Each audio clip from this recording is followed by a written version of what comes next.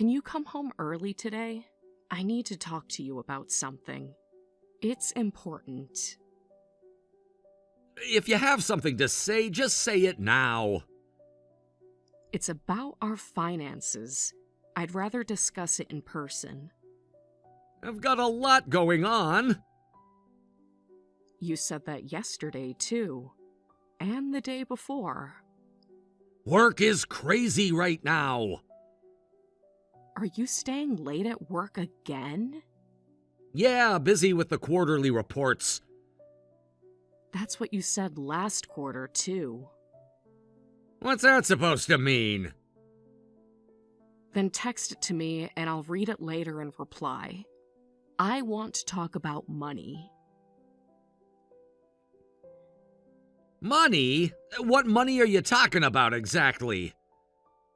You know exactly what I'm talking about. The credit card bills came in. Is one of your parents in trouble or something? An inheritance issue, maybe? Stop deflecting. No, I'm talking about our living expenses. That's it? What about our living expenses? Remember last month when you promised to stick to the budget? And the month before? And the month before that? Are we really doing this again? The monthly statements are concerning me. Do you even realize how much you're spending every month? You have no idea how much we spend as a couple each month, do you? How would I know that? I'm just using my allowance. Are you sure about that? Because the numbers tell a different story. Managing that is your job, isn't it? No, it's our job. We agreed on this when we got married. So you're saying the household finances are entirely my responsibility? You're better at managing money than I am. That doesn't mean you can just ignore it. Didn't you just say you're only using your allowance? How much do you think your credit card bill is this month? Like $1,000, maybe? You really think so? Want to check the statement together? What do you mean? Try $5,600. What? Did I really spend that much? I can forward you the statement if you don't believe me. Want me to break it down? But hey, I bought some household supplies too, and I got some new clothes. $800 at the electronics store is household supplies. $400 at that boutique downtown is new clothes. I needed a new tablet for work. The company didn't provide one? I might have thrown the receipts away. In what world is that allowance spending? I'm really trying my best to stay within my allowance. Your best is $4,600 over budget? That's more than your monthly salary. But you know, life happens and you need stuff sometimes. Like what exactly? The 3 restaurant charges last week? The hotel booking? I'm not wasting money. It's all necessary expenses. You've got to be kidding me. Even if you include groceries, it wouldn't be $5,600.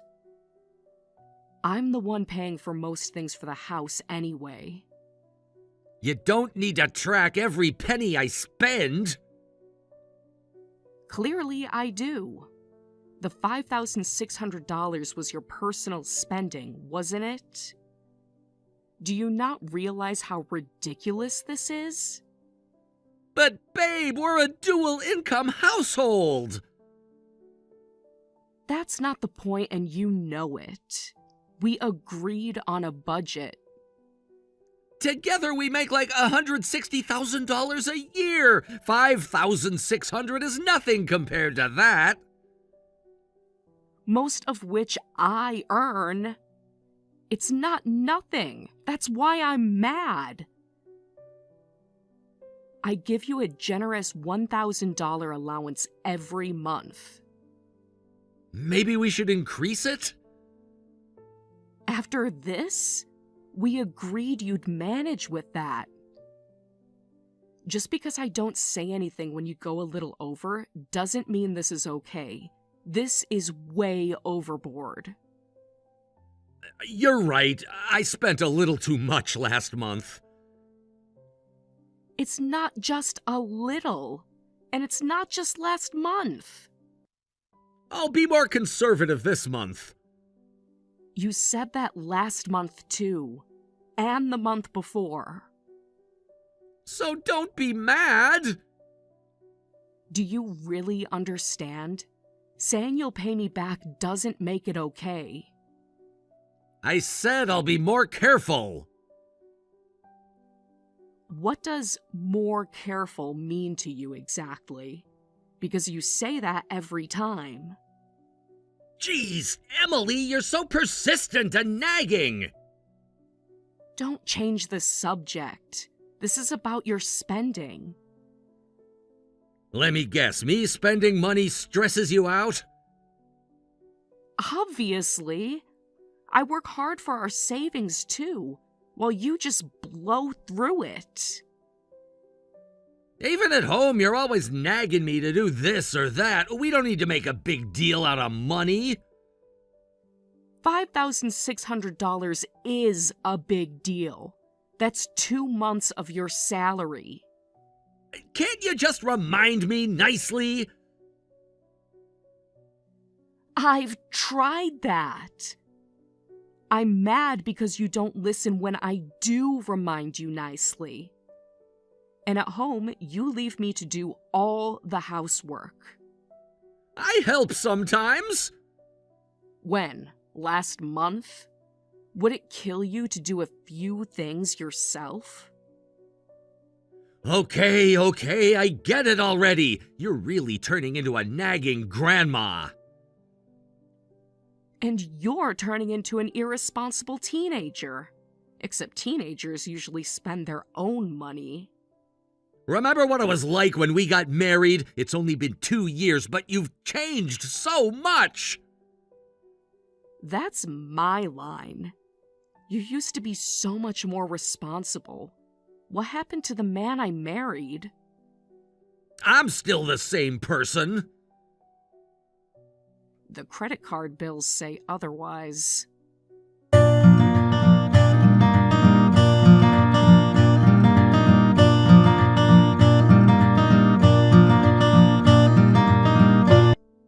When are you coming home tonight? It's already 7 p.m. This is what I mean. Talking to you makes me feel so crappy. I just want to know when to expect you. I've been asking for 3 hours. If there's something you want me to fix, maybe think about how you say it. I'm asking a simple question. A question you keep avoiding. Otherwise, I don't know if I can keep living together like this. So you're saying you want to break up over me asking when you'll be home? No, that's not what I mean. I'm just saying we should treat each other with more consideration. Like how you considered my feelings about the credit card bill? Then maybe you should consider my feelings a little more. I'm always thinking about you, though. Is that why you're avoiding coming home? Is that why you won't answer a simple question? Anyway, I gotta get back to work. Wait, so are you coming home early today then? David! We already talked about it, so I don't need to rush home. It's already 8 p.m. How much longer? The trains stop at midnight. Oh, and I don't need dinner, so eat without me. You could have told me earlier. I already made food. I waited for you. Just save it for tomorrow. Like the food from yesterday and the day before? When are you coming home? By the last train. That's past midnight. What kind of work takes this long? Every single night? Important client meeting. At this hour? On a Tuesday? It's complicated. Everything is complicated lately. Are you with that woman you bought brand name gifts for? What are you talking about? Don't play dumb. I checked your credit card statement. You bought popular women's brand items. You're checking my purchases now? I always check our statements. You know that. Looks like you go to restaurants together a lot too, and stayed at a pretty pricey hotel last month. Are you spying on me? I manage our finances, remember? Or did you forget that too? The same finances you're draining. You're spending money on some woman, aren't you? Your imagination is running wild. Then explain the purchases. The designer bag? The jewelry? I buy brand name stuff for myself sometimes too. Women's sizes? Women's perfume? I go to restaurants and hotels too. With who? Business meetings at midnight? But I don't go alone, you know. Obviously not. The receipts make that clear. The hotel was for a business trip. On a Sunday? At a boutique hotel? I wasn't the one staying there. So who was? Your client? I just had to pay for it up front.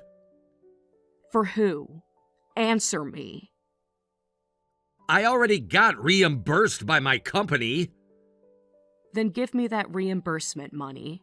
Show me the paperwork. Oh, I already spent that without realizing it. On more gifts? More hotel stays? Sorry, I'll make sure to give it to you next time. Do you really think that excuse works? Do you think I'm stupid? It's not an excuse, I'm just telling you the truth. Oh, really? Then show me the company reimbursement forms. Then can you swear you're not having an affair? I'm married to you! That's not an answer. Just say it. Say you're not having an affair. Why would I need to cheat when I have you? That's what I'd like to know, but you're not denying it. Calm down, Emily. Don't tell me to calm down. Not when I found women's jewelry receipts. You're imagining an affair just based on credit card charges. The charges tell quite a story. Late-night hotel stays, expensive restaurants, designer gifts. I'm saying this because your spending is clearly suspicious. I warned you about your credit card spending, but it's still not fixed. Money doesn't grow on trees, you know. I know that! I'm working hard to earn it! By staying out late working at hotels. Get off my case already! You think I don't notice anything, huh? The late nights, the secret phone calls, the mysterious expenses? Let's not do this. No, let's do this now, while we're being honest. This guessing game sucks. Why don't you trust me? Show me your phone then, if there's nothing to hide. We're married! Exactly. So show me. Let me see those business messages. You're the one breaking my trust.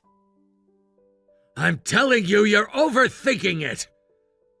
Then prove me wrong.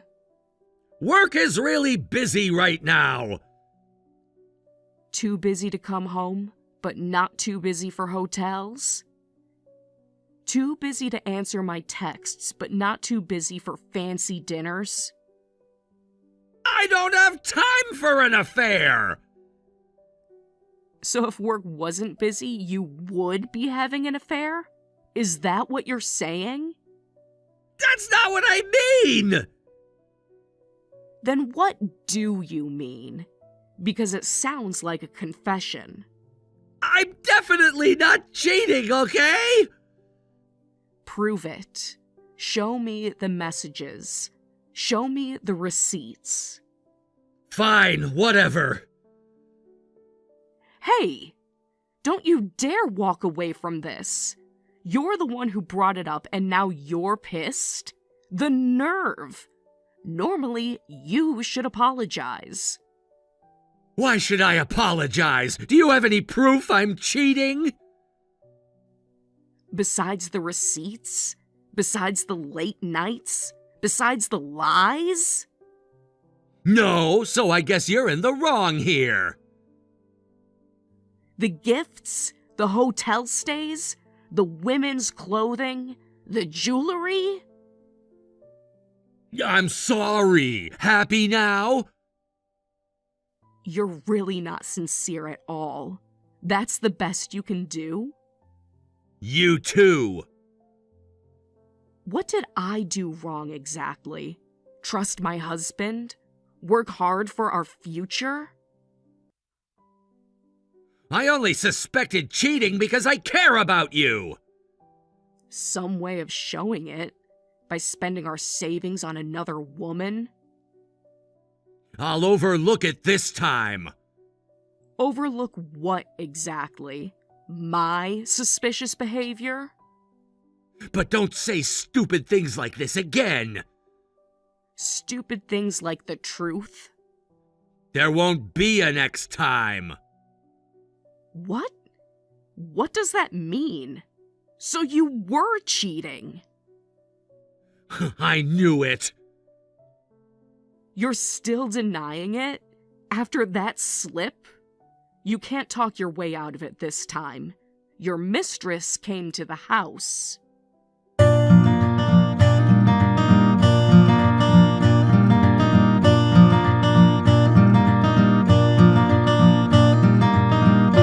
What? You're lying! Really? Want me to send you a photo of her visit? Want me to describe what she was wearing? The same designer bag you bought last month? I told you to wait for me, but I guess I couldn't hold back. I'm the one who loves you, so hurry up and divorce her. Wow, you're a real piece of work. Silent now, David? No more excuses? I'm sorry. I've made up my mind. About what exactly? Which lie to tell next? Emily, let's break up. Just like that? After 2 years of marriage? After all the lies? My younger girlfriend is pregnant, 5 months along. Oh, so you knew. For how long? When were you planning to tell me? Look, it just happened. 5 months isn't just happened. That's almost half a year of lying. Half a year of sneaking around. Then it's settled. We're getting divorced. Oh, now you're decisive. Now you can make a clear decision? I feel bad, but you need to move out. Excuse me? Did you just tell me to move out? I'm gonna live here with my girlfriend. Huh? You're the one who moved out. Or did you forget that too? What are you talking about? Your girlfriend already took your stuff. All of it. She what? She came with a friend's car and took everything you regularly use. Your clothes, your games, your computer. Everything but the furniture. When did this happen? Right after she visited. You didn't know? She seemed pretty confident about it. Said you agreed to it. What? And she said to send the rest later. She left a paper with the address. Very organized, your girlfriend. She didn't tell me any of this! Communication problems already. That's not a good sign. It's a pain, but I'd rather not have you come to the house, so I'll send it cash on delivery. Hang on a second. This is moving too fast. We need to talk about this. I was planning to keep living here after the divorce. Excuse me? Why? Can't you live with your girlfriend? The one you're having a baby with? Well, about that. I bought this condo in the first place. That's why I was planning to keep it in the divorce settlement. Remember when I bought it? Before we were even married? Won't it be too painful for you to live alone in the condo you shared with your ex? Not at all. Actually, I was thinking of selling it. Start fresh somewhere. Then all the more reason for me to have it! How do you figure that? What makes you think you deserve anything? Were you even listening to me? Even if I bought the condo myself? We lived here together, though! It becomes joint marital property.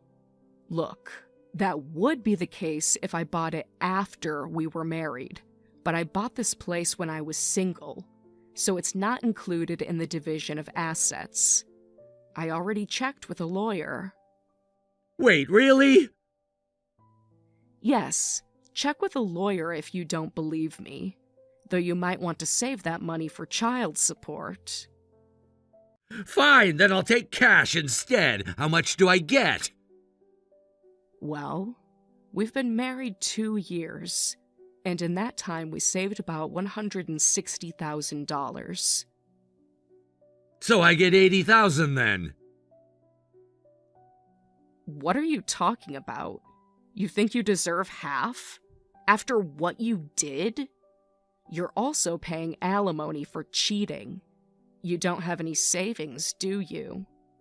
I have some. Really? Where? In the same place as those company reimbursements? How much are you planning to take from me? 80,000 sounds about right. For the alimony, I mean. No way! Why do I have to pay $80,000? Think of it as payback for all the money you spent on her. The hotels, the gifts, the restaurants. It adds up, doesn't it? There's no set amount for alimony. I'm asking for $80,000, and whether I lower it depends on our discussion and your attitude. $80,000 is impossible! I have a kid on the way too! There's gonna be so many expenses! That has nothing to do with me. You should have thought about that before the affair, before spending our savings on her.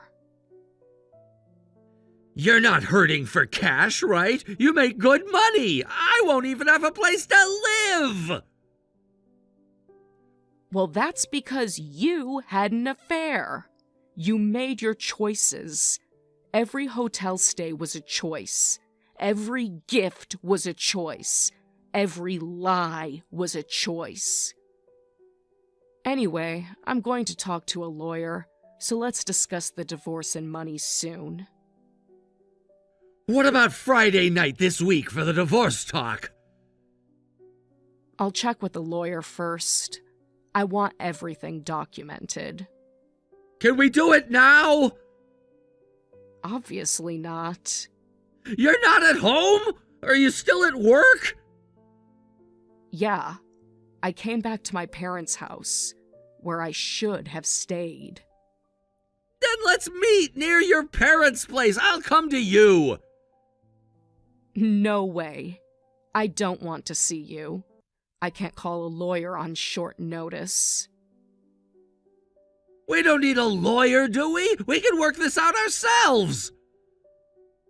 After everything you've done, yes, we do. I don't trust you anymore. You don't want to meet? Just the two of us? Plus, I don't want to argue about who said what later. Everything needs to be documented. I want to talk with you, Emily. That's why I said let's talk another day, with lawyers present. Not about money and stuff. I want to discuss if we should really get divorced. Huh? Are you serious right now? You're leaving me because your young mistress is pregnant, right? Or did you forget that part? I'm getting cold feet about divorcing you. Well, too bad. I don't know what happened. She's being difficult about everything. Of course she is. She's pregnant with your child. But I have no choice but to divorce a cheating husband. Even if you say you don't want a divorce, I'm going through with it. I finally realized how much you supported me, Toby. Oh, really? Just now? After getting caught? You married me when I was only making $36,000. You did all the housework. And this realization comes after getting another woman pregnant? After wasting our savings? Sure, you nagged a lot, but you really cared about me. You were the one who thought the most about me. Uh-huh. Bit late for that revelation. 2 years and a pregnancy too late. I screwed up, cheating on my wife like an idiot. I'm a real piece of shit. At least you got that part right. Maybe the first honest thing you've said. I don't know what happened, but your apology means nothing to me. I'm absolutely divorcing you. So stop it with this pointless talk. It's not pointless. It absolutely is. You made your choice months ago.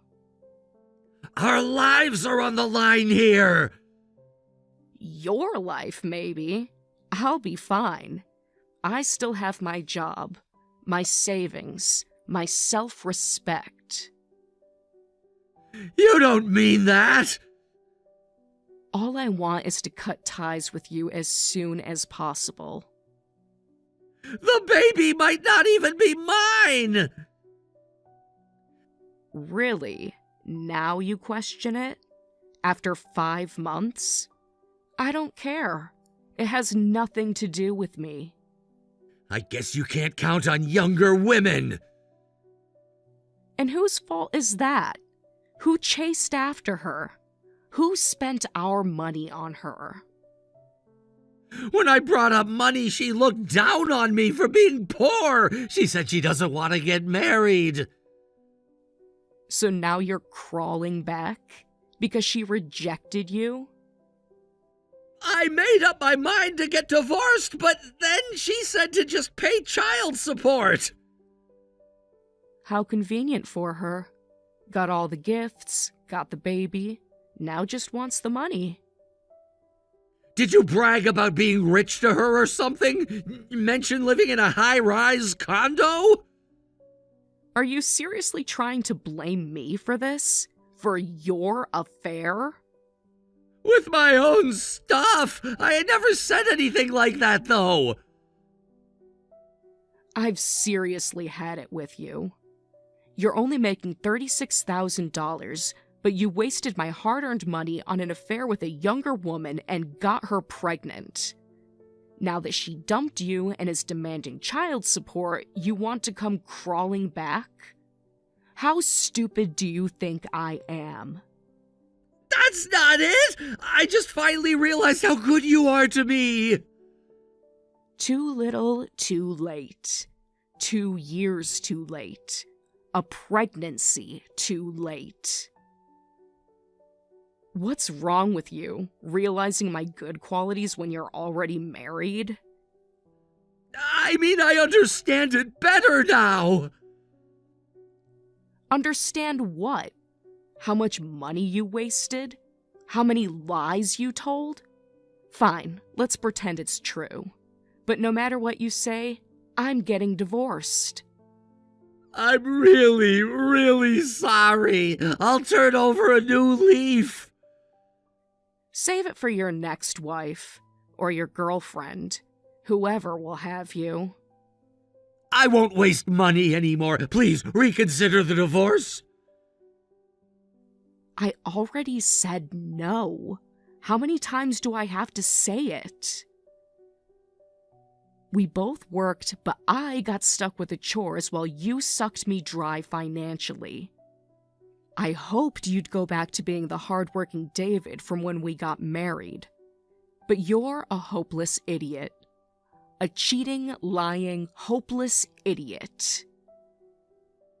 I'm sorry. I really messed up. The affair started out as just a fling. And ended up as a pregnancy. And thousands in gifts and hotel stays. Before I knew it, I was spending your money like it was my own. If you realize that much, then don't ever say you want to patch things up again. No, I don't want to break up with you, Emily! You already did.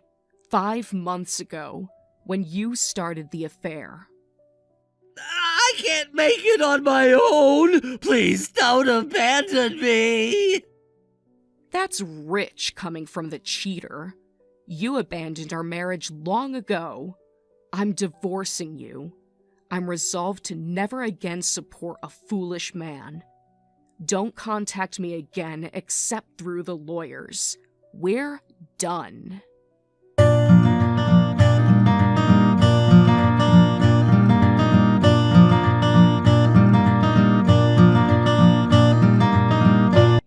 After that, I divorced my husband and got $60,000 in alimony.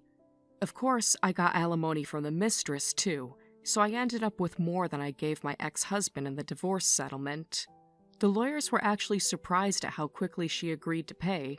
I guess she was eager to get it all settled before the baby came. Apparently, my ex-husband and his mistress are now fighting over child support.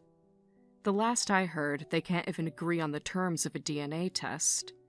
He wants it done immediately after birth, but she's insisting on waiting a few months. I guess she's worried about the baby's health, or maybe she's just trying to drag things out. Either way, I'm pretty sure it's his kid, but it sounds like they're going to do a DNA test after the birth to determine child support amounts. Looking back, the warning signs were all there in how he handled money. Even before the affair came to light, the way he kept overspending and making excuses should have told me everything I needed to know about his character. The constant promises to do better, the endless excuses, the way he tried to turn things around on me when I questioned his spending, it was all part of the pattern. My ex blew through the remaining $20,000 he got in the divorce on credit card bills and moving expenses, ending up flat broke. He's been texting mutual friends asking to borrow money, but they all know better now. Some of them have shown me his desperate messages, trying to paint himself as the victim, but everyone knows the truth. I really don't know what I was thinking, being married to that good-for-nothing for 2 whole years. I mean, he wasn't always a terrible person, which is why I married him. He used to be responsible, caring, someone who worked hard and seemed to value our relationship. He was different when we first met, or maybe I just wanted to see the best in him. But people change, or maybe they just show their true colors eventually. Either way, I wasted so much time and money on someone who didn't deserve either. It was an expensive lesson, but I'll be careful not to repeat it. Some friends have tried to set me up on dates already, but I'm not interested. A few have even suggested I try dating someone more financially successful this time, but that's missing the point entirely. Money wasn't the real problem, trust was. Freshly divorced, I have no intention of dating or remarrying anytime soon. Right now, I just want to nurse my wounded heart and focus on myself. I've started taking some finance courses. Might as well put my experience managing money to good use in my career. My mom says I'm too young to give up on love, but I'm not giving up. I'm just taking time to heal. I won't bounce back right away, but that's okay. Some days are harder than others. Sometimes I still get angry thinking about all the lies, all the wasted time, but I'm learning to let it go. I hope to slowly gain more life experience, rebuild my trust in relationships, and maybe find someone who actually deserves it. Until then, I'll work on becoming stronger and wiser until someday I can look back and laugh about all this.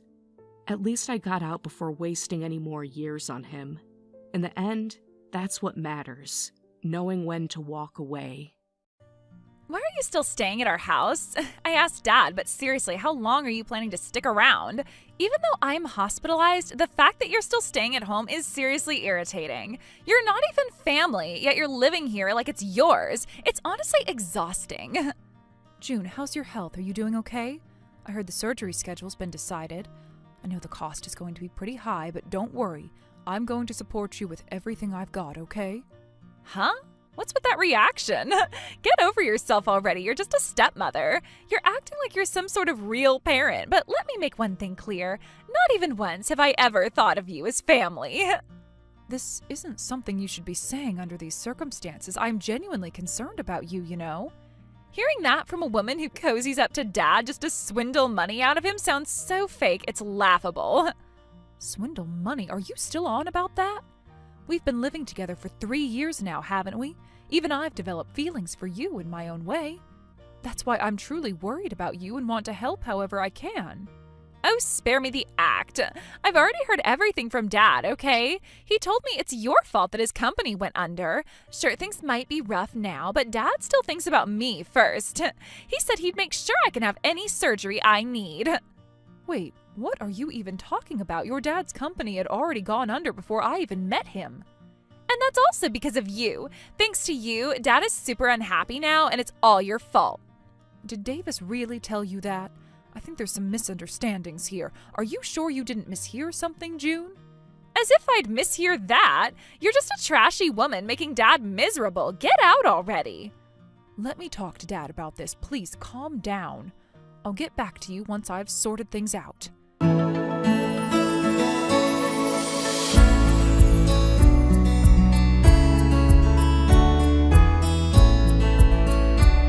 Davis, what did you say to June? She's telling me that I'm the reason your company went under and that I'm trying to scam you out of money and that being with me makes you miserable. Did you say anything that could have caused this misunderstanding? Huh? What misunderstanding? What do you mean? All of that is a misunderstanding, obviously. Everything she said is the truth, isn't it? Wait a second, that's not something I can let slide. I don't know anything about your company going under. That happened before we even met. Yeah, because it was a company propped up by my ex-wife's relatives. When we got divorced, the company collapsed too. So since we got married, that means you're partly to blame for it, doesn't it? What kind of logic is that? I don't get it at all. And what's this about me trying to scam money from you? When have I ever done such a thing? I've been helping cover our living expenses this whole time. Well, that's more of a metaphorical thing. A metaphor? I don't understand. You're just using me as a scapegoat to explain why you're broke, aren't you? And you're doing this while June is about to have surgery. By the way, have you even saved up any money for her surgery? Money? What money? The money for June's surgery. Don't tell me you're expecting me to pay for all of it. Well, let me ask you, do you think I have that kind of money? No, I didn't think so. But at least try to save up something. She's your daughter, isn't she? You have money, so it should be fine.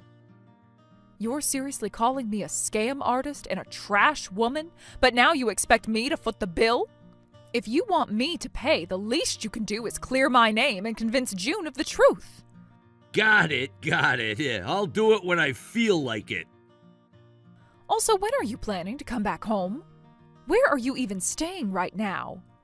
I've got a lot going on, okay? I've been telling you we need to have a proper conversation. I'm really starting to reach my limit here. Fine. I'll think about it. I'll tell June something that makes her feel better. You just play along for now, okay? Play along? I can't do that. I'm just going to stick to the facts. That's all I can do.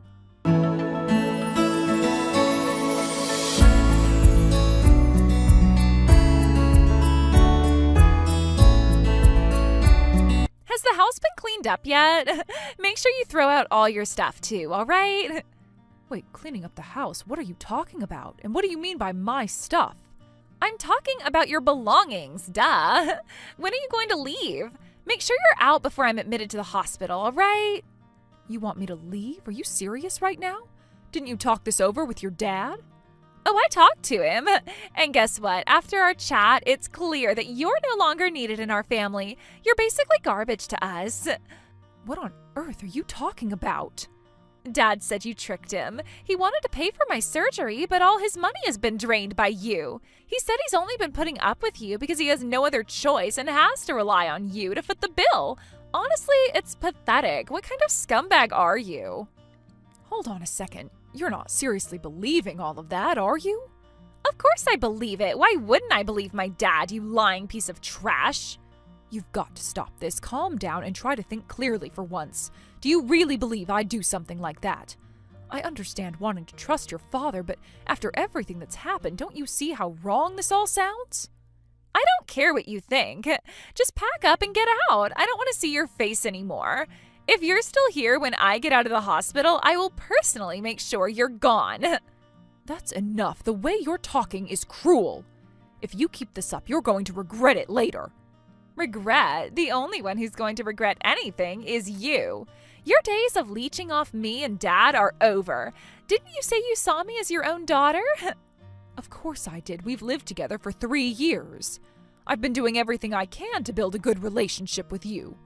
Well, guess what? I never thought of you as family. Not even once. Seriously, who even are you? You're just some random stepmother. I've never acknowledged you as my family and never will. Make sure you're out of here before my surgery is over. If you're not gone when I'm discharged, I'm going to lose it. All right, fine. If you're going to be this hostile, I don't have a choice. But since you're telling me to leave, I hope you figured out where you're going to stay. Excuse me? What are you rambling on about? Just take your stuff and disappear already. Okay, well, good luck with your surgery. I hope everything goes smoothly. That is, if the surgery even happens.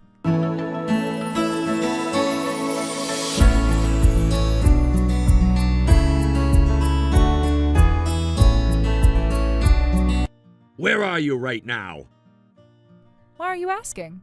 The house key isn't working. I can't unlock the door. If you're home, just open it already. I know you can hear me.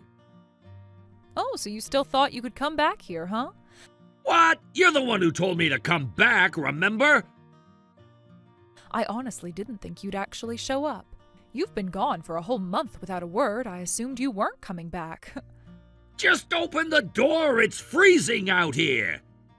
I'm not in that house anymore. What?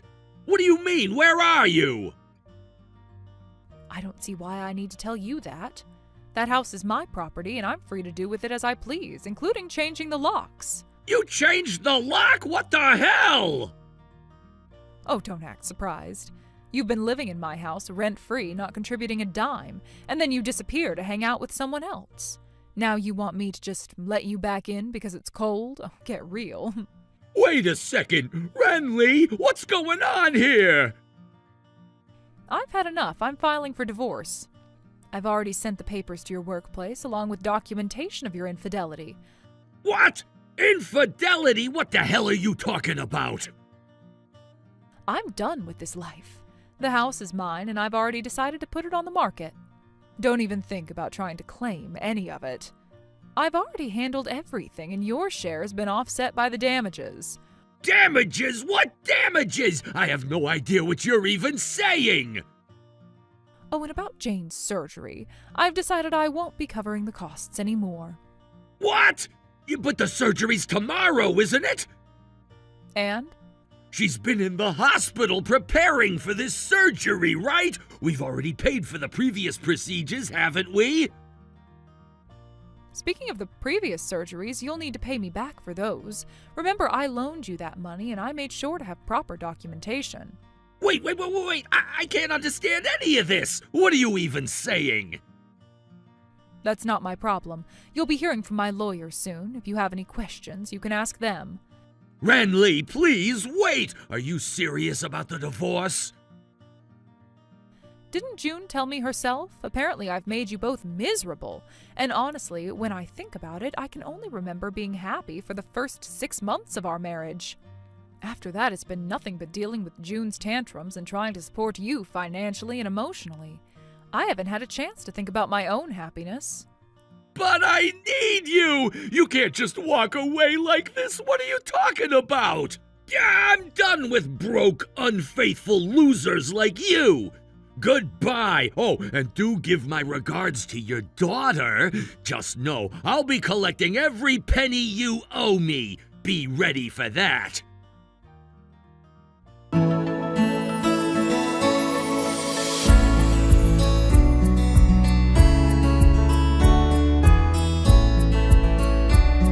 Hey, what's going on? They just told me that my surgery has been canceled out of nowhere. I tried contacting Dad, but he told me to call you instead. This makes no sense. What the hell is going on here? I'll make it simple for you. I'm not paying 5 million yen for your surgery anymore. What? Oh, don't tell me you still believed your father was going to pay for it. Did you honestly think your dad was the kind of person who'd cover the cost of your surgery? Well, yeah, of course I did, isn't he? Ugh, you're wrong, completely wrong. Every single time before this, I was the one paying. You said you wanted to fix the scars from that car accident when you were little because they made you feel insecure as a woman. I wanted to support you, so I paid for all of it, every procedure. But this time, I've decided I'm not doing it anymore. Wait, are you saying you've been paying for all of this up until now? Yes, that's exactly what I'm saying. I've told you this before, too. Whatever lies your father has been feeding you, I've never lied to you, not even once. The one who's been deceiving you is your father. So you're saying you've paid for all of my surgeries, every single one? That's right. But here's something else you probably didn't know. After discussing it with Davis, the debt is actually under your name. What? Debt? Of course. This isn't some small sum of money I could just casually hand over. With interest, I planned to have you repay it later in life. But this time I'm not paying a yen more. The surgery's been canceled. You're canceling it? Do you have any idea how much this surgery means to me? My whole future depends on it. My entire life is on the line here. Listen to me, a person's life isn't determined by their appearance. Your scars are barely noticeable now. They're practically invisible. Your looks are perfectly fine just the way they are. What? There is absolutely no need for full-body plastic surgery. That's just my opinion, of course, and it's your decision at the end of the day. But I have no obligation to pay for it anymore. And since I'm no longer part of your life, this is where I step back. What do you mean, no longer part of my life? It's exactly what it sounds like. I'm divorcing your father, which makes us strangers. Congratulations, right? You've always wanted the stranger to leave, haven't you? Wait, hold on. What? You're divorcing him now? And you're doing it without even paying for my surgery? That's way too cruel. Oh, and by the way, while you've been so insistent that I leave, you and your father will need to leave too. What are you talking about? Why would we have to leave?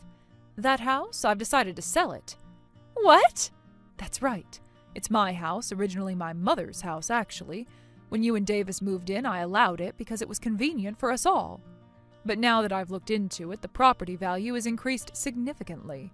It's too big for just me, and selling it seems like the best option. Wait, what? What are you even saying? That's my home! Oh, now you want to call it your home? You've always insisted that I'm a stranger to you, haven't you? How ridiculous is it to claim that a house owned by a stranger belongs to you? Let me make this clear. My house is mine, and as you've said so many times, we are strangers. So I'm afraid you'll have to figure out where to live on your own. This makes no sense. First my surgery gets canceled, and now you're saying I'm losing my home too? This is beyond cruel. Are you seriously mocking us? Mocking you, really? Take a good long look in the mirror. Who's been exploiting and ridiculing whom all this time? What? You and your father have done nothing but take from me. You've belittled me, disrespected me, and treated me like trash. And all the while, I tried my best. I cared about Davis, and because of that, I care about you, too. Even though I was just your stepmother, I wanted to support you and be there for you. But who trampled on all of that? It was you and your father. No, I didn't mean to. At this point, it doesn't matter what you meant to do. I've done everything I could for this family. I contributed, I cared, and I tried to make things work. But it wasn't enough. And since that's the case, I am done here. Done? What am I supposed to do now? My surgery's been canceled, and they're telling me I have to be discharged from the hospital soon. Where am I supposed to go after that? When are you selling the house? What you do after your discharge is your responsibility. As for the house, I haven't sold it yet, but I've already changed the locks. You won't be able to get back in. You're kidding, right? Your dad seemed pretty worried, so why don't you figure something out together? You're both adults now, handle it yourselves. As for me, I'm officially a stranger. Goodbye.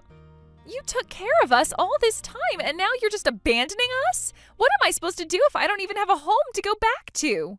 That's not my concern anymore. I have no obligation to support you any further. You're 18, aren't you? Maybe it's time to start taking some responsibility for yourself. Good luck. Oh, and congratulations. This stranger is finally out of your life.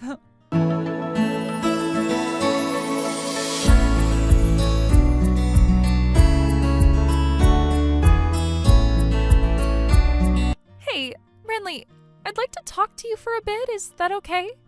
There's nothing left for us to talk about. Please don't say that. I spoke with Dad. I finally realized that I misunderstood everything, so I just want to apologize. Could you come back home? Let's meet and talk directly.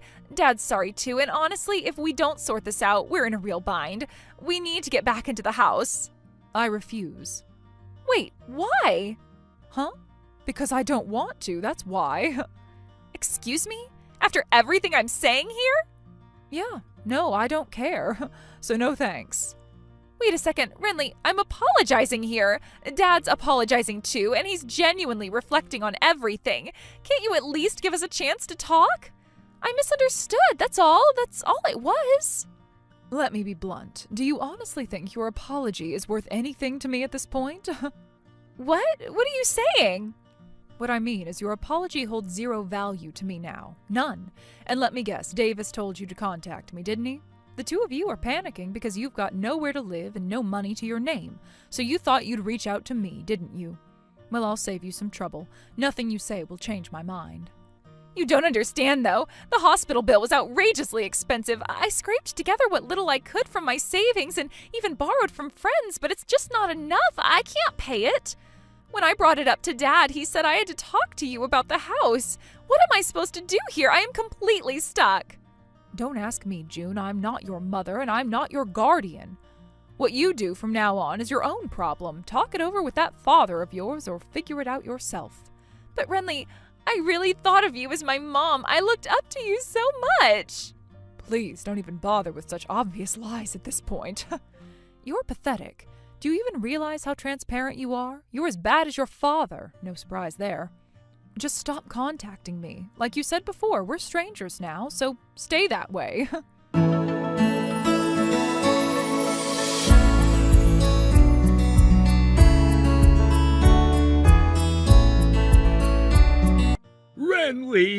I know I was wrong, but to send a certified letter and divorce papers to my workplace like that, I have no home. I've run out of money for even a cheap motel. Isn't it time to let this go? Please, forgive me. What? Are you still dreaming? Dreaming? Renly, I'm apologizing sincerely here. I've thought about everything I've done, the cheating, the neglect, and I regret it. I should have taken the time to work things out with you long ago. I get that now. So, can't you give me one last chance? This isn't about forgiveness anymore. It's over. Didn't the lawyer explain everything to you? He did, but Then that's all there is to say. Every word in those letters is exactly what I meant. The $100,000 I lent you over the years, yeah, I expect that paid back in full. Did you really think you could cheat on me, brush me aside, and walk away without any consequences? Oh, you're a joke. Honestly, it's sad. Your daughter is probably mortified to have a father as incompetent as you. I'm begging you, don't make things worse for us. Is this really about revenge? You don't need to go this far, do you? Is this some kind of cruel payback? Oh, revenge, huh? Sounds like you know exactly what you did to deserve it. If you're calling this revenge, then you must realize what you and your daughter did to me all those years ago wasn't just misunderstandings. You knew it was wrong, you just didn't care. It's not that I didn't care. It's just, I mean... No excuses, Davis. You knew, but you never tried to change. That's the saddest part about you, and guess what? None of it matters to me anymore. I couldn't care less about you or your mess. Don't contact me again. Oh, and about that loan, don't forget to pay it back. Bye now.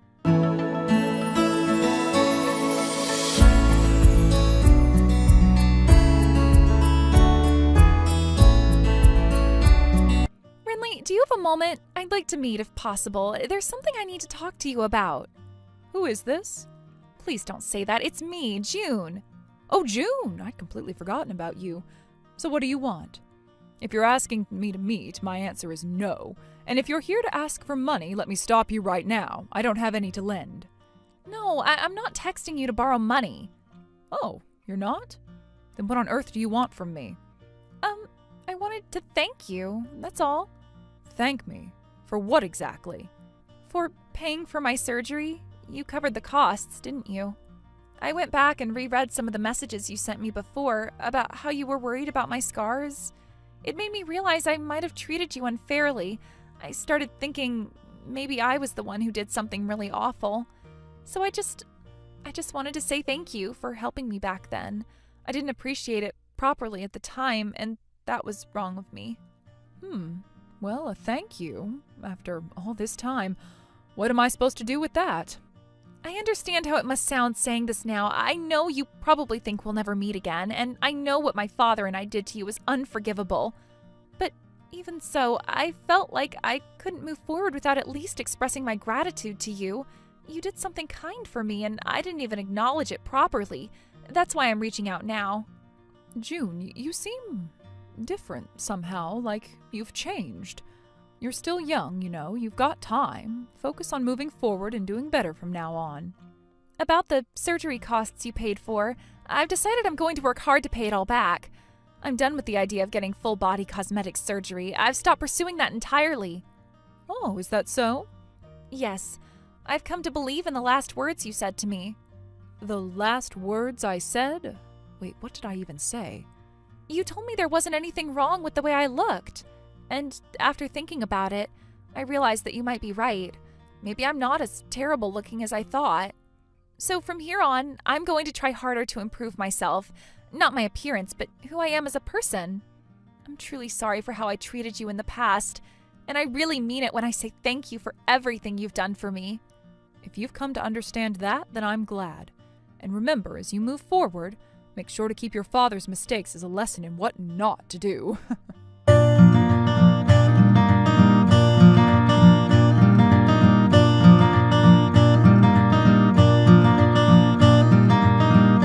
I've never reached out to June myself, not because I didn't care, but because I wasn't sure what to say or how to approach her after everything that happened. Life had taken us in different directions, and there were moments when I just didn't know how to bridge the gap between us, not even with a simple message. We used to be close, sharing so many things, but things change, and sometimes the distance between people grows even when you don't want it to. However, even though I didn't make an effort to contact her, I still heard about her every now and then. It wasn't through her directly or anything personal, but I would occasionally hear little tidbits of information here and there, often from mutual acquaintances who had stayed in touch with her. These weren't detailed conversations or anything too intimate, just passing comments or a quick mention of how she was doing. And from those snippets I got the sense that she had been working really hard. In fact, it was a bit more than just working hard. The way people described it, it sounded like she was truly giving everything she had to her job. It wasn't all that surprising to me, though. I knew how determined June could be when she set her mind to something. She was always the kind of person who threw herself into whatever she did, with a focus and intensity that was hard to ignore. Whether it was her career or something else, once she committed, she would dedicate herself fully. I remember the way she used to talk about her ambitions, about how she had big dreams and plans, and I could always see that drive in her. It was one of the things that I admired about her. I think part of me had always known she'd keep pushing herself, even if we weren't in constant contact. When people told me about her, I could hear the pride in their voices. It was clear that she had made an impact, not just in her work, but in the lives of those around her. It was almost as if her efforts, her dedication, were starting to pay off. Still, it was hard not to feel a little left behind. As I heard these things, I couldn't help but reflect on where I was in my life, on how things had turned out for me. While June had thrown herself into her work, I felt like I was still stuck in a holding pattern, not really sure of where to go next or what the next step was. And even though I didn't feel resentful of her success, there was this lingering feeling of uncertainty about my own choices. It wasn't that I was unhappy for her, it was more about the contrast between where she was and where I seemed to be. The odd thing is, I never really reached out to ask her how she was doing, even when I thought about it. There was always this barrier, this space between us that made it difficult to take that first step. Maybe it was pride, maybe it was fear, or maybe it was just the realization that things were different now, and the connection we once had didn't feel like it could ever be the same again. The longer time went on without contact, the harder it felt to break that silence. I didn't want to disturb her if she was content with her life, and I didn't want to reopen old wounds if there were things she wanted to leave behind. At the same time, though, there was always a part of me that hoped she was doing okay. No matter how far apart we had grown, no matter how much time had passed, I wanted to believe that she was happy, that she was thriving in whatever she was doing. It wasn't about me needing to be a part of her life again. It was about hoping that she was finding the fulfillment she deserved, especially considering how hard she had always worked for it. Even when I heard about her success, there was still this nagging question in my mind. Did she ever think about me? Did she ever wonder what had happened between us, or if I was okay? I know it's a silly thought, but there were moments when I wondered if she ever missed our conversations, our time together.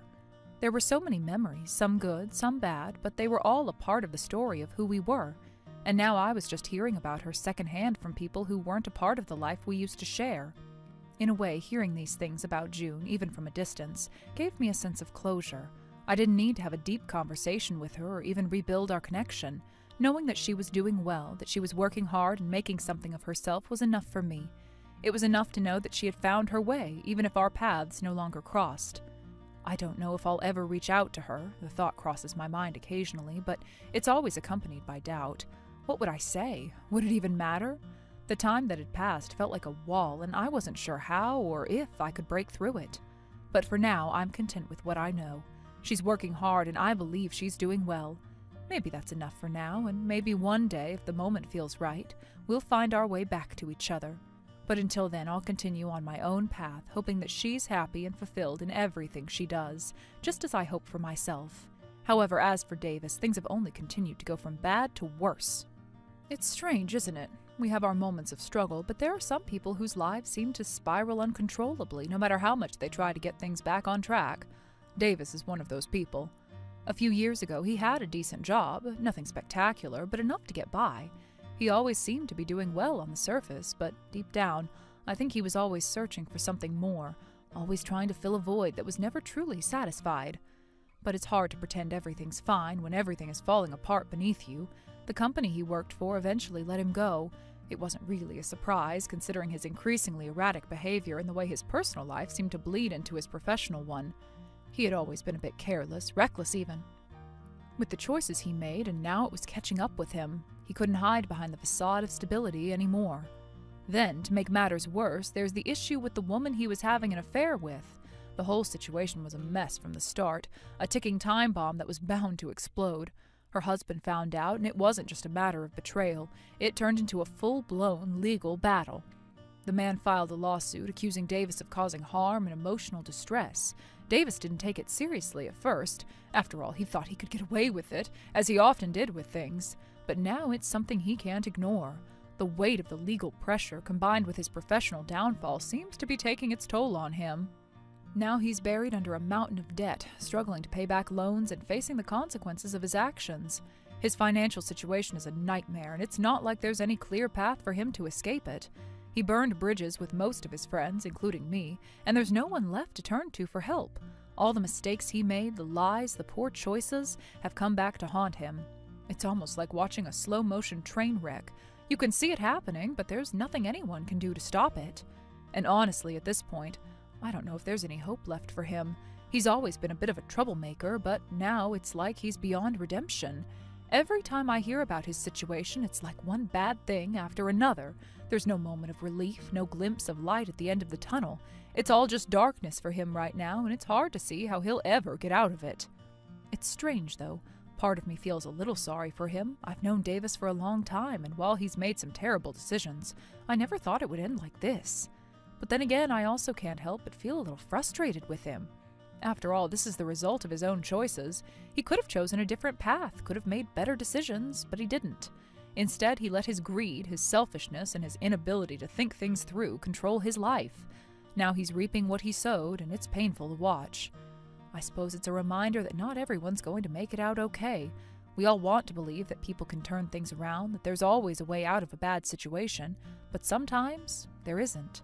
Sometimes people make mistakes that they can't undo, and the consequences are too severe to recover from. It's a harsh reality, but it's one that Davis is facing now. I don't know if he realizes it, but there's no coming back from this for him. Sure, people can change, but he's gone too far down this road. The damage is done. He's lost everything that mattered, and it seems like he's finally reaching the point where he's run out of chances. There really are people in this world who just don't have a way out, who are so deeply entangled in their own bad decisions that they can't even see a way to turn it around. It's a sobering thought, and it's hard to come to terms with, but sometimes it's just how life goes. When I think about Davis, I don't feel angry anymore. Maybe I did at one point, but now it's just sad. He's someone I used to know, someone I thought had potential, but he let it all slip away, and now it seems like he's a lost cause. It's a shame, really, but it's also a reminder that we all have to be careful with the choices we make. We might think we're invincible or that we can get away with things, but eventually, everything catches up with you. So now, all I can do is watch from the sidelines, knowing that there's no turning back for him. The worst part is that I'm not sure he even knows how to change. It's too late for him to fix things now, and that's the hardest truth of all. If only I could have made June, my daughter, realize at least that much. Maybe then there would have been some meaning to me being a part of this family after all. It's a thought that's weighed heavily on me for a long time now, one that comes to mind more often than I would like to admit. It's strange how parents, we can devote so much of our lives to raising our children, trying to give them everything we can, and yet there are times when we feel like we've failed in some way, like all our efforts, all our sacrifices have been in vain. I've always believed that family is important, that it's the foundation upon which everything else is built. But there are moments when I wonder if I really made an impact on June's life. Was I able to guide her in the right direction? Did I teach her the things that really mattered? Or was I just a figure in the background of her life, a mere placeholder for someone who should have been more present, more effective? I know that no parent is perfect, and I've certainly made mistakes, but I always tried to be there for her, always tried to be the kind of parent she needed. There were times when I was too harsh, times when I was too lenient, and times when I simply didn't know what to do. But through it all, my one constant thought was that I had to do my best for her, that she was the one thing that mattered most. But as I reflect on all of this, I can't help but wonder if I was ever really able to reach her. I've watched her grow up, seen her make her own decisions, and sometimes I can't help but feel like I've been on the sidelines, unable to help her in the ways I thought I would. There are times when she seems so distant, so far removed from the person I hoped she would become. It's not that I don't see the good in her. She's strong, independent, and capable of so much. She has her own dreams and aspirations, and she's going after them with a determination that reminds me so much of myself when I was her age. But still, I wonder if I did enough to show her how to navigate the complexities of life. Life isn't always about being strong or independent. It's about understanding the importance of connection, of family, and knowing when to rely on others. I wonder if I taught her that lesson, or if she has to learn it the hard way on her own. It's not easy to admit, but there are times when I feel like I failed her. I wanted to be the kind of parent who could give her everything, guidance, wisdom, love, and support, but sometimes it feels like I've given her nothing at all. I suppose it's a natural feeling for any parent to have, especially when you see your child struggle. You wonder if there was something you could have done differently, something you could have said or done to make a difference. And yet, when I look at June now, I see a woman who is so much like me in so many ways. She's strong, she's driven, and she has this incredible ability to move forward no matter what. It's a quality that I've always admired in her, but even so, I sometimes wish I had been able to be there for her more in her moments of uncertainty. I wish I could have helped her navigate the harder parts of life, the moments when she felt lost or unsure, the times when she needed guidance but wasn't sure where to find it. If only I could have made her see, really see, that family is the one thing you can always count on. It's not about always getting things right or being perfect. It's about being there for each other through all the challenges of life. If only I could have made her understand the importance of leaning on those who care about you when things get tough, instead of trying to handle everything alone. I guess in the end, it's not about me being perfect or always being the right kind of parent. It's about the love and care that I gave her, the foundation I built for her, even if I wasn't always able to express it in the right ways. Maybe, just maybe, the fact that she's out there doing her best, living her life the way she sees fit, means I did something right along the way. It's hard to see her struggle, especially knowing how much she's been through. I wish I could take away her pain, protect her from the hardships that life throws at her, but I know that's not something I can do. All I can do is be here for her now, support her in whatever way she needs, and hope that, in time, she'll come to see the love and care that I've always had for her, even when I couldn't always show it. I suppose if there's one thing that I've learned from all of this, it's that family is a journey, not a destination. It's not about getting everything right all the time. It's about being there, showing up, and being willing to put in the effort, no matter how difficult it gets. And maybe, just maybe, that's the one thing that will help her realize what really matters. Maybe if I can keep showing up, she'll come to understand that the meaning of family is in the support we give each other, even when we don't have all the answers. Thank you for watching and listening. We hope you enjoyed the video. Don't forget to like this video and subscribe. Also, feel free to leave a comment about what you thought of the story. We look forward to seeing you at the next story. Sarah, I'm done with work. Weren't you off today?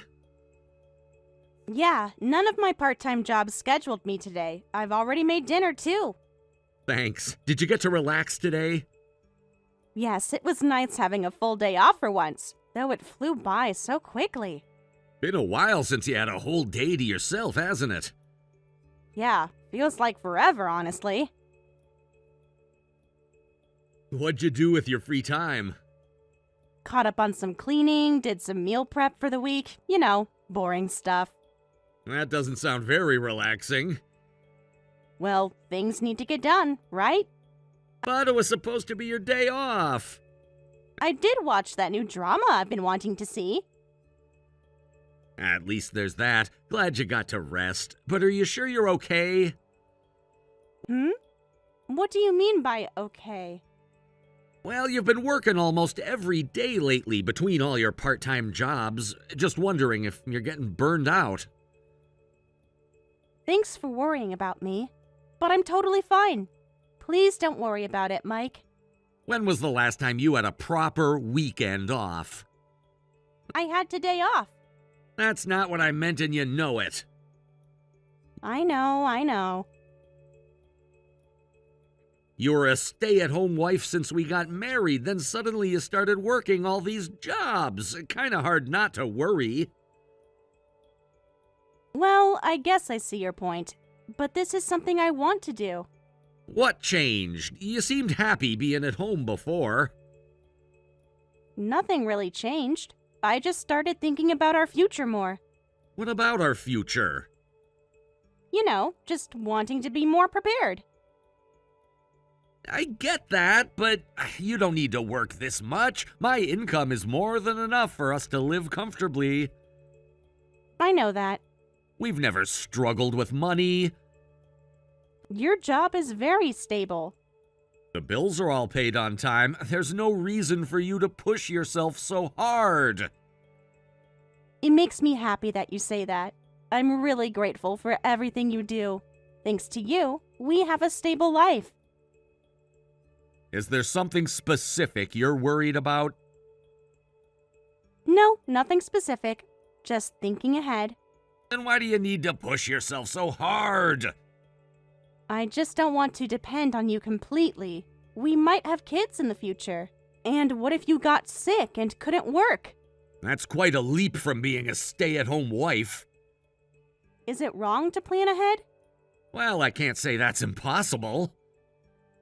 See? Wouldn't it be better if I had work experience then? Plus, I want to start saving money too. That would help you out too, right?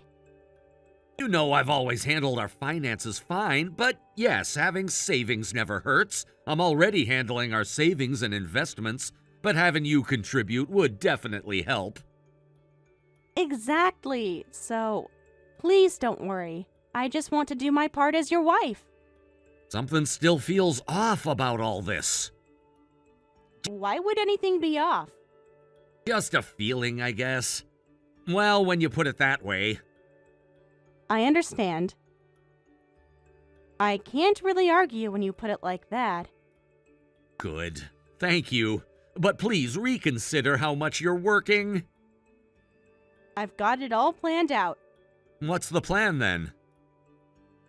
Just building up some experience and saving what I can. You'll definitely get sick at this rate. Forget about kids, you won't even be able to take care of yourself. I know it's not sustainable. I plan to cut back once things settle down. So don't worry. When exactly is things settling down? Soon, I promise. Just need to reach a certain goal first. What goal? Just a personal savings goal. Nothing major. That would make me feel better. I'll feel more at ease then. I appreciate how much you care. Really, I do. Of course I care. You're the best husband anyone could ask for. Now I know something's definitely up. Can't I just compliment my husband? You're deflecting. No, I'm just grateful. That's all.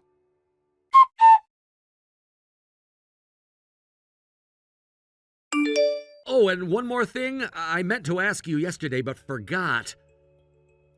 What is it? Something wrong? No, you got home late yesterday, right? I didn't get to ask then. What's with that envelope addressed to you? We got another one this month.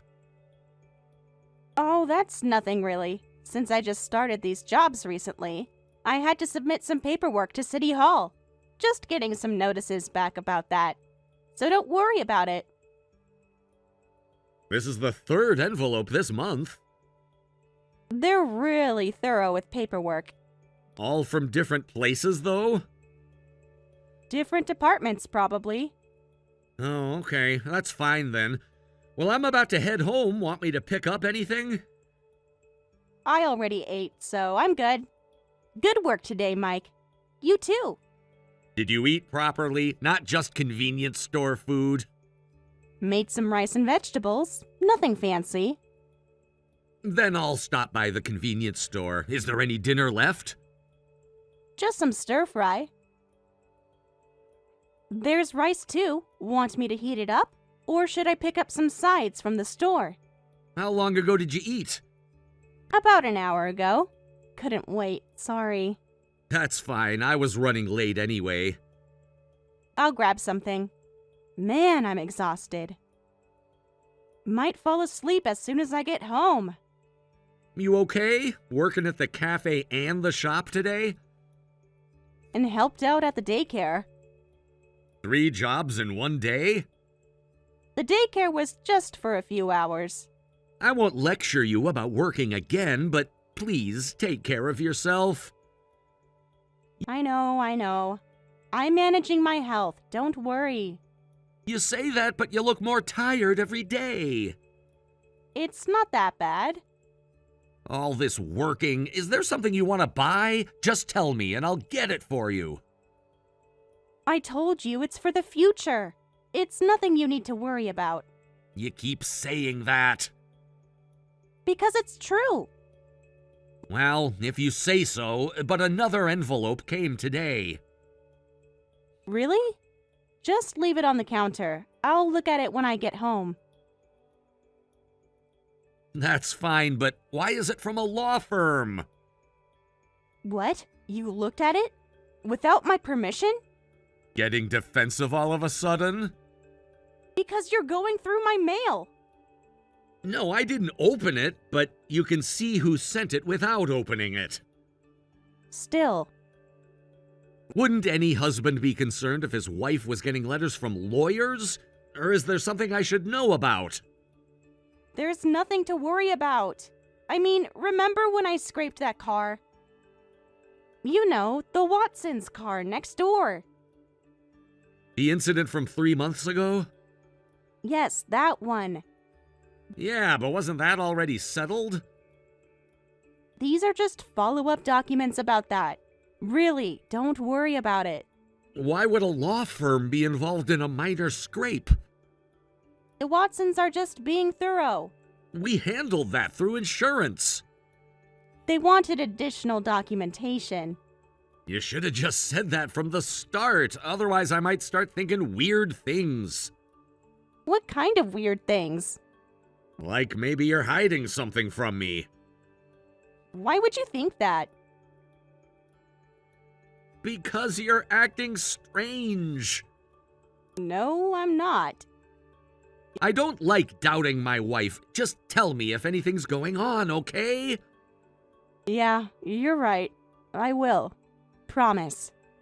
You've been promising a lot lately. What's that supposed to mean? Nothing, forget it. I'm gonna go start the bath then. Thanks. Let me know when you're done. Will do. Mike, Yeah? thank you for always taking care of me. Now I'm really worried. Stop overthinking. If you say so.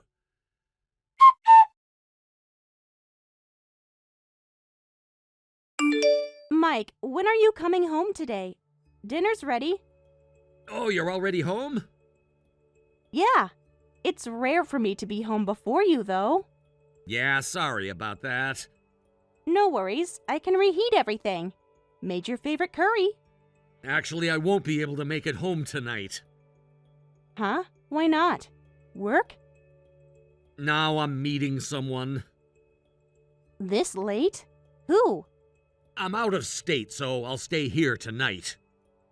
Out of state? Who are you meeting? Mike? You're scaring me. Your ex-husband. What? What are you talking about? Mike is my first marriage. I don't have an ex-husband. Really? Want to stick with that story? What story? It's the truth. He's literally sitting right in front of me. This isn't funny, Mike. I'm not joking. You really think you can keep lying in this situation?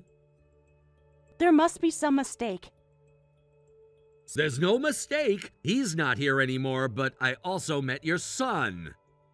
So you really did meet him. But why? Why were you looking for my ex? You know exactly why. I really don't. Those letters from the law firm, his name and address were on them. Didn't I tell you not to look at them? Those were private. Private from your husband? Yes, even from you. Even married couples have boundaries of what's okay and what's not.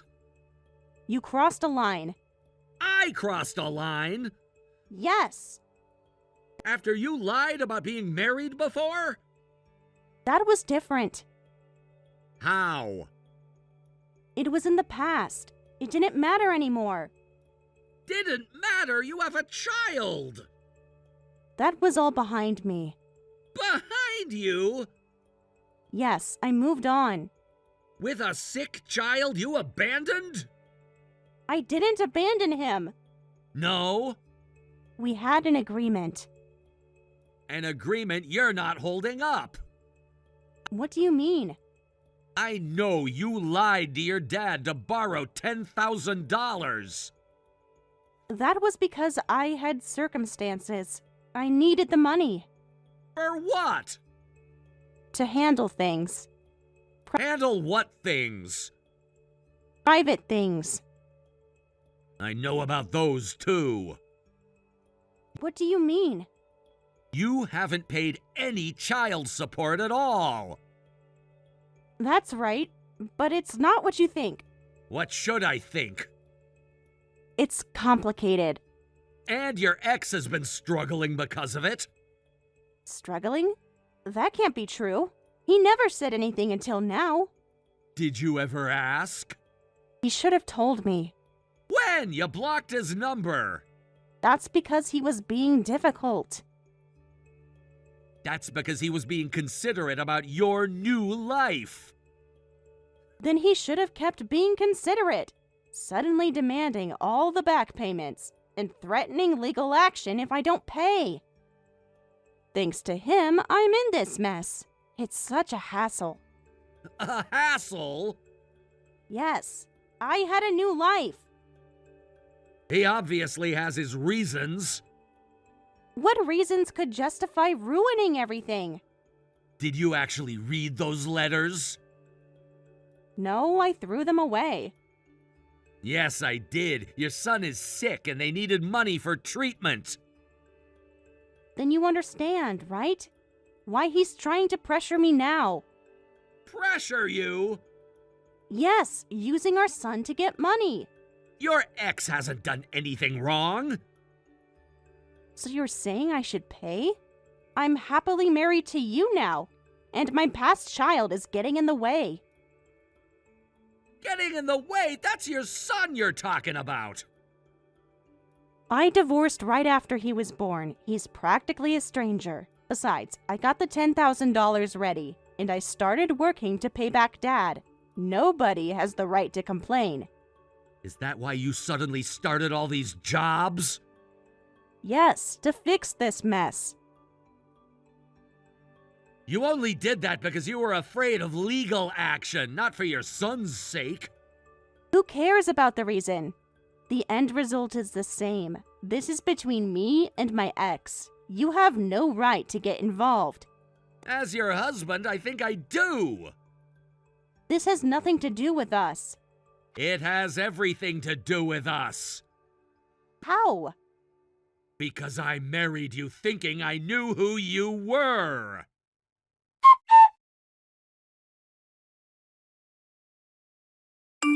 You're right, that's true, but I can't ignore this and I can't continue being married to you! What do you mean you can't continue? Over something from my past? This isn't just about the past. Then what is it about? Why does it have to be like that? Is it because I hid my divorce and my child? I'll apologize for that. Will you? Yes, I'm sorry I didn't tell you. I really am. Are you sorry you didn't tell me? Of course. Or sorry you got caught? That's not fair. Isn't it? I was going to tell you. When? When the time was right.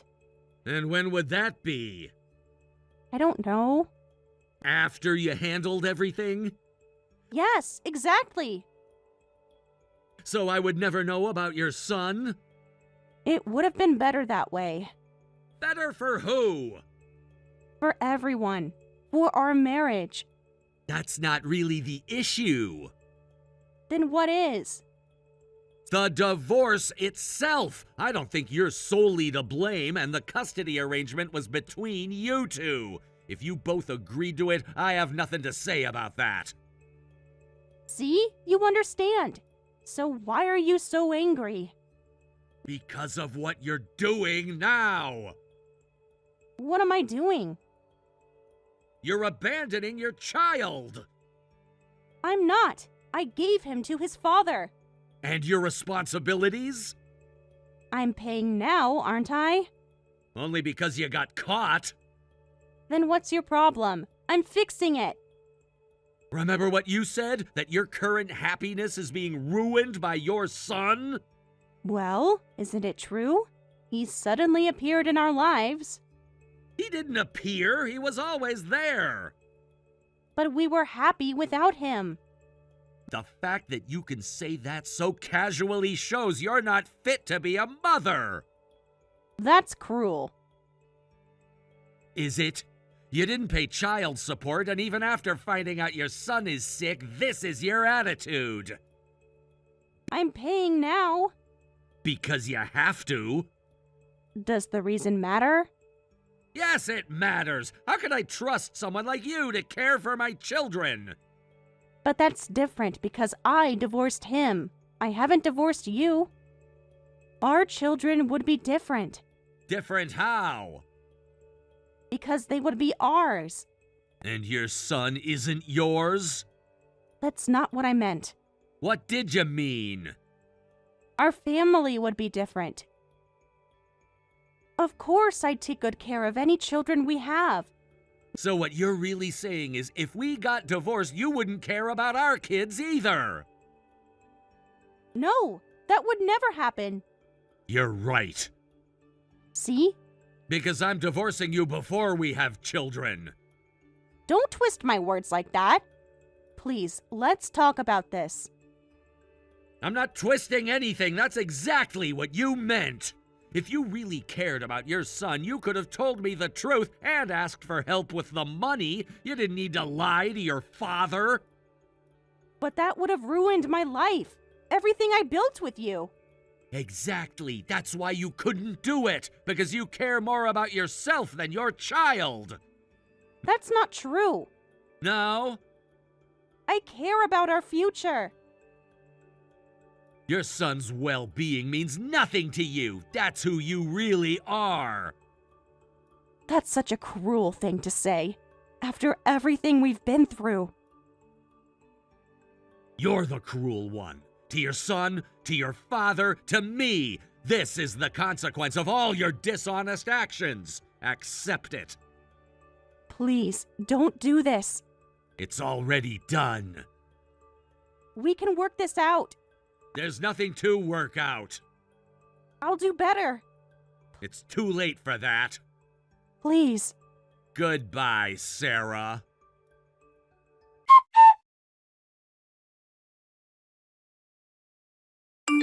Mike, please answer my calls. We need to talk about this. There's nothing to talk about.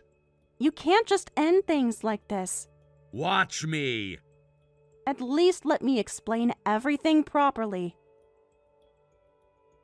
You already did. Your actions explained everything.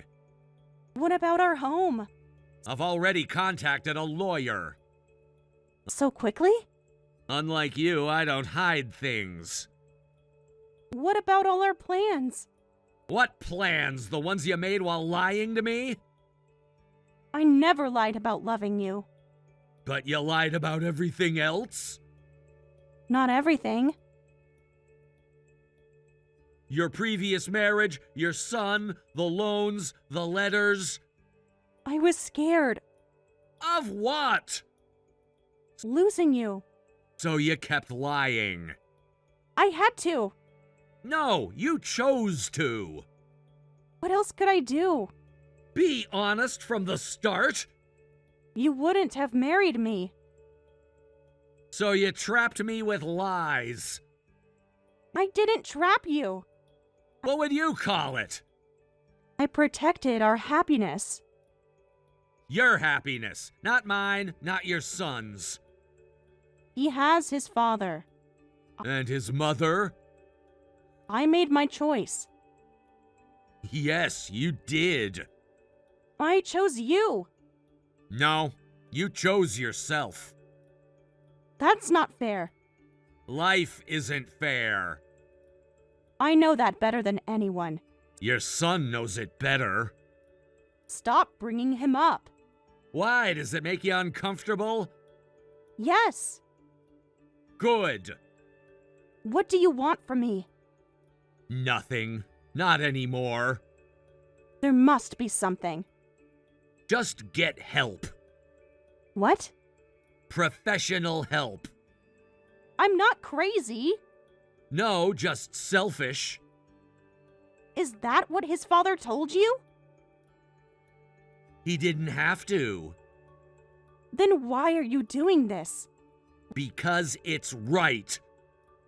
Right for who? Everyone. Not for me. That's the problem. What is? That's all you think about. That's not true. It is, and I'm done. Please don't be. You should focus on paying what you owe. Is that what this is about? Money? No, it's about character. I can change. Too late. It's never too late. It is for us.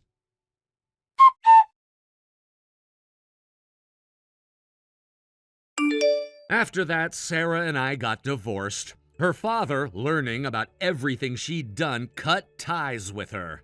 Of course, he demanded repayment of the $10,000, and I filed for divorce compensation. Meanwhile, her ex-husband was able to collect the $10,000 in overdue child support, which helped cover their son's medical treatment. While Sarah proved to be a terrible mother who only paid because she was trying to protect herself, at least her self-preservation ended up helping her son. Her ex-husband will continue pursuing child support payments, so Sarah will have to keep working. No matter how difficult or painful it might be, she needs to face the consequences of her dishonesty and pay everything she owes. That's the least she can do to make amends. Thank you for watching. Don't forget to hit the like button and subscribe to the channel.